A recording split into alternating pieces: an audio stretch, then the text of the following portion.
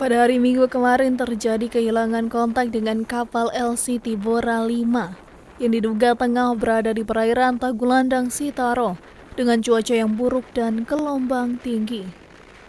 Kapal yang berisikan 10 anak buah kapal beserta 6 orang warga diketahui bertolak dari kota Bitung yang akan menuju ke Pulau Tagulandang, Kabupaten Sitaro.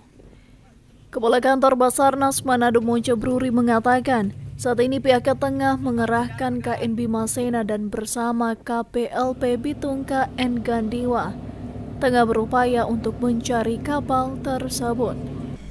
LCT Bora 5 yang mengalami lost kontak di perairan Tagulandang, Biaro Tagulandang.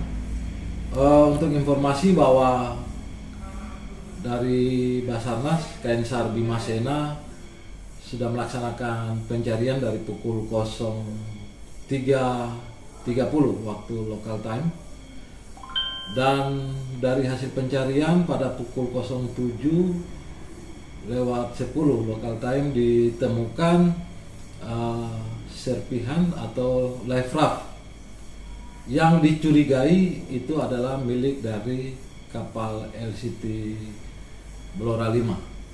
Namun masih menunggu konfirmasi dari pihak agen.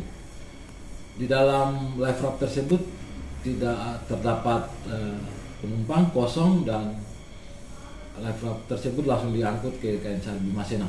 Saat ini KN SAR Bimasena sedang melaksanakan pencarian di seputaran lokasi perairan Biaro dan Tagulandang. Hingga kini tim SAR gabungan yang bertolak ke perairan Tagulandang telah menemukan life raft, life jacket, hingga kursi yang diduga milik kapal LCT Bora 5. Eka Putra melaporkan untuk Kawanua TV.